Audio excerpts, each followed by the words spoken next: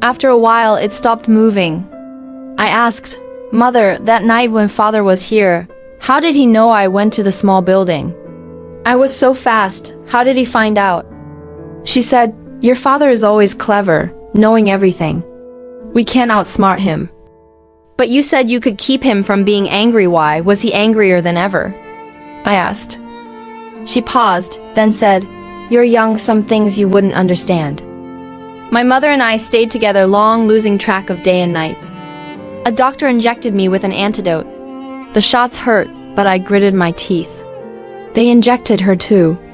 After each shot, she slept deeply. I lay beside her, sleeping soundly, no nightmares, sometimes kicking her. Once I sensed someone nearby and saw my father. He leaned down, gently tucking her hair behind her ear, smoothing her forehead's wrinkles, but she didn't wake. He hadn't shaved, and his body was bloody. He was injured. I rarely saw him hurt, except when she bit him. Uncle Ba said he was skilled, adept at fighting, knives, and guns with a sharp mind. Half of Uncle One's success here was due to him. I sat up staring blankly. "Still hurt?" he asked. I nodded. My stomach was fine, but the injections hurt. "Pain you endure.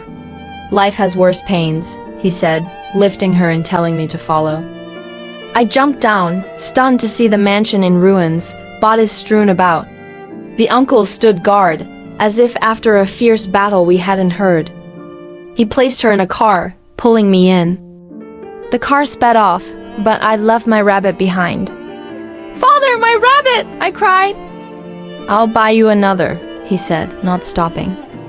I looked back, watching my rabbit fade, feeling I'd never see it again. Our new home was a skyscraper in the city center, on the top floor, overlooking the borderland. A helicopter sat on the rooftop. Uncle Ba said my father had one, able to fly us to an airport with a private plane to go abroad. He said we had a big, beautiful house overseas by the sea chosen by my father. I stared at the helicopter. My father said after Tit, he'd send me to my mother's hometown. With 2 months until Tit, I wished time would slow. In the room, my mother was awake, standing by a large window, the orange sunset glowing on her. She reached toward the sun as if to touch it, saying, "Why does the sun seem dimmer, so hazy?" I looked, it was still bright, though it was sunset. Turning back, I saw my father behind us, watching silently. Go eat," he said, dismissing me. I obeyed but didn't eat, hiding behind the door. I wanted to know what he did with her when he sent me away. He approached, standing behind her, their shadows merging on the floor. He hugged her, his chin on her shoulder. She stood still like an exquisite mannequin in a shop we'd passed. They stood long, until I grew hungry. So every time he sent me away, he just hugged her. Funny I'd worried so much. That night, in a strange bed, I couldn't sleep, so I climbed to the rooftop to see the city. It was my first time leaving the mansion. The night breeze was cool, the city vibrant with lights, unlike anything I'd seen. But looking up, I couldn't see the stars. I adjusted to the new home. It wasn't as fun, no trees to climb or eggs to steal, but I could watch TV without fighting for it. The nanny was gone. The maids wouldn't say where, but Uncle Ba said she was shot by my father the day I was poisoned, cursing us as she died. He said the mansion battle was a rival gang's attack. They were prepared, but my father counterattacked, solidifying his power. "Where are those pretty women?" I asked. Uncle Ba coughed. "What women? Your father was just having fun. Don't misunderstand him, huh?" What did I misunderstand? What about Teacher Min? Will she still teach me Mandarin? I asked. He shook my head. No more Mandarin. Your father hired an English teacher. I knew English from TV but wanted to keep learning Mandarin, to read beautiful poems. I missed Teacher Min, her candies, and my rabbit. The English teacher, a middle-aged woman in a fancy suit, was boring, and I nearly fell asleep. During a break, I took my books to my mother's room. My father still confined her but no longer chained her. She didn't try to escape, sleeping long hours or standing by the window watching sunsets. But he came to her daily and she listened to him, leaning into him, sometimes smiling. They seemed to forget the man, but I remembered. "Mother, English is so hard, I don't want to learn," I said, climbing onto her bed. She opened her eyes, patting my head. "What don't you understand?" I tossed the book. "Everything." My father's voice cut in. "One lesson costs $100. Enough for laborers to eat for a month, and you throw the book?" His stern tone made throwing a book seem a grave crime. I shrank into my mother, who instinctively shielded me. He stepped past her, placing me by the bed, sitting beside me. "What don't you understand?" I pointed randomly. He read it once, telling me to repeat. His accent was perfect, better than the teacher's. "Father, you're amazing. How do you know English?" I asked, awed.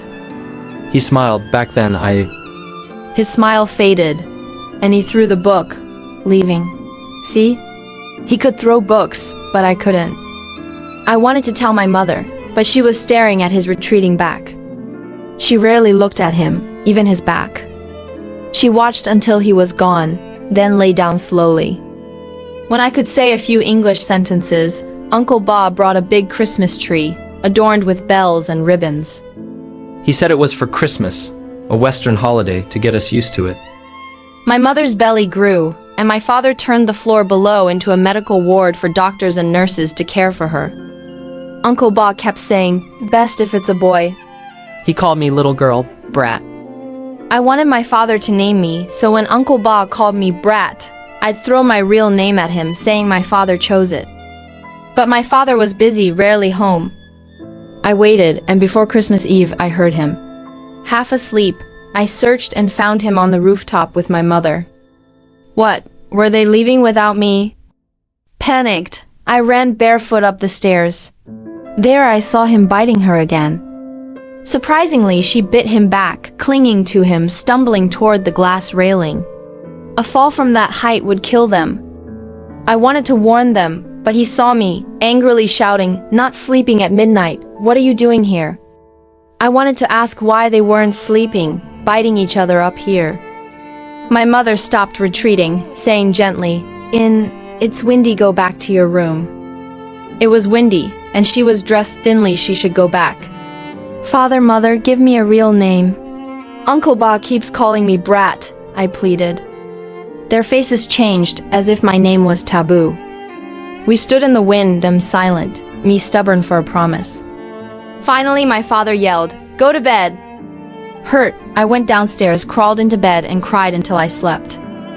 I dreamed of them walking hand in hand, me chasing, calling, but they didn't hear.